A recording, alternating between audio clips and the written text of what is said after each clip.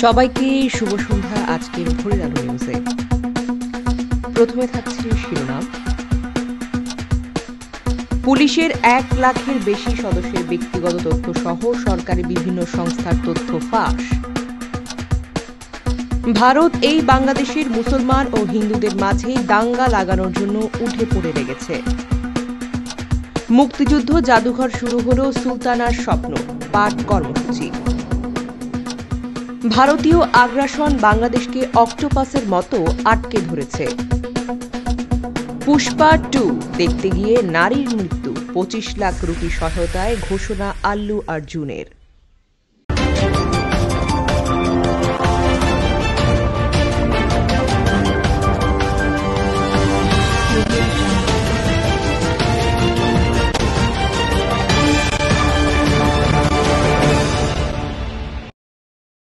সরকারি বিভিন্ন সংস্থার সংবেদনশীল নানা তথ্য ইন্টারনেট জগতে ফাঁস হয়েছে।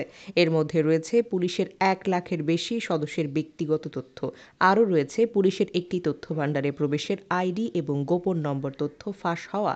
প্রতিষ্ঠানের মধ্যে রয়েছে সরকারের সেবা সংস্থা, কয়েকটি ব্যাংক এবং আর্থিক প্রতিষ্ঠান, পরিবহন সংশ্লিষ্ট সরকারি সংস্থা এবং কয়েকটি নিয়ন্ত্রণ সংস্থা ও শিক্ষা প্রতিষ্ঠান।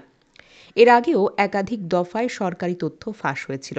সাইবার নিরাপত্তা নিয়ে কাজ করা একটি স্বেচ্ছাসেবী দল এই প্রতিবেদককে জানান, সরকারি বিভিন্ন সংস্থার ওয়েবসাইট এবং তথ্য ভাণ্ডারের অ্যাডমিন প্যানেলে প্রবেশের 4,717টি আইডি এবং পাসওয়ার্ড ফাঁস হয়েছে।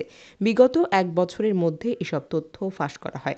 ফাঁস হওয়া তথ্য ইন্টারনেটের অপরাধজগৎ ডার্ক ওয়েব এবং ইন্টারনেট ভিত্তিক যোগাযোগ মাধ্যম টেলিগ্রামের বিভিন্ন চ্যানেলে বিক্রির বিজ্ঞাপন দেওয়া হচ্ছে। ভারতীয় আগ্রাসন বাংলাদেশকে অক্টোপাসের মতো আটকে রেখেছে।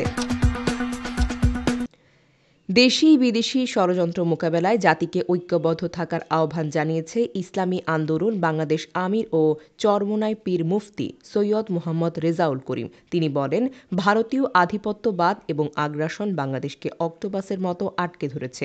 সমৃদ্ধ কল্যাণ রাষ্ট্র গঠন করতে হলে জাতীয় ঐক্য গড়ে তুলতেই হবে।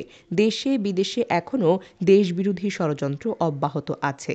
রবিবার বেলা 3টায় সিলেট নগরের আলিয়া মাদ্রাসার মাঠে কল্যাণ রাষ্ট্র গঠনে জাতীয় ঐক্যের প্রয়োজনীয়তা এই শীর্ষক আলোচনা সভায় প্রধান অতিথির বক্তব্যে রেজাউল করিম এই সকল কথাগুলো বলেন।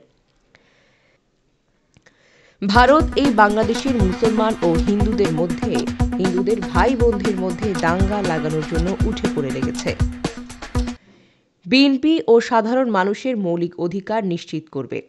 বাংলাদেশ জাতীয়তাবাদী দল বিএনপির ঢাকা মহানগর দক্ষিণের সদস্য সচিব তানভীর আহমেদ রবিন বলেছেন, বিএনপির ভারপ্রাপ্ত চেয়ারম্যান তারেক রহমানের নির্দেশ এবং নেতৃত্বে আগামী দিনে শোষণ এবং বৈষম্যহীন বাংলাদেশ বিনির্মাণে বিএনপির নেতাকর্মীরা সারা দেশে কাজ করে যাচ্ছে।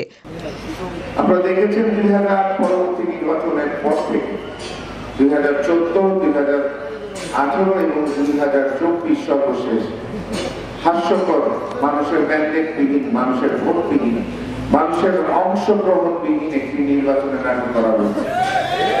এখানে পতিত ফ্যাসিস্ট শেখ হাসিনা এলাকায় তার দলের হয়ে এলাকার বাইরে কিছু মানুষকে মনোনীত করে তারা সংসদে পাঠিয়েছে। আমরা যে কোনো ধরনের অপরাধমূলক কর্মকাণ্ডের বিরুদ্ধে জিরো টলারেন্স নীতি অবলম্বন করে রাজনীতি করছি। বিশেষ করে সন্ত্রাস, দখলদারিত্ব, চাঁদাবাজি, মাদক ব্যবসার বিরুদ্ধে গণজাগরণ গড়ে তোলার জন্য বিএনপি সারা দেশে কাজ করছে।